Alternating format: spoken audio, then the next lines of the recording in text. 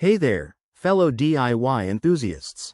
If you're staring at that frustrating F9 error code on your Whirlpool oven, don't panic, we've got you covered. In this video, we'll dive into what this error means, why it's happening, and the step-by-step solutions to get your oven back up and running in no time. This is especially relevant for 2025 models, which might have slight updates in diagnostics, but the fixes remain straightforward. First off, let's break down the F9 error code. In Whirlpool ovens, F9 typically signals a problem with the door lock mechanism. This means your oven thinks the door isn't securely locked, which is a safety feature to prevent accidents during self-cleaning or high heat cycles. It's not just a random glitch, it's your oven's way of saying, hey, something's not right here. Now, what causes this error?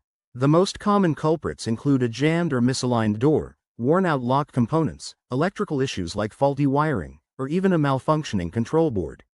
Over time, frequent use, dirt buildup, or power surges can lead to these problems.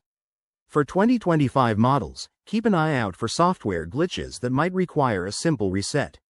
Alright, let's get to the fixes. Start with the basics. Make sure the oven door is fully closed and not obstructed by anything. Give it a gentle push to ensure it's latched properly.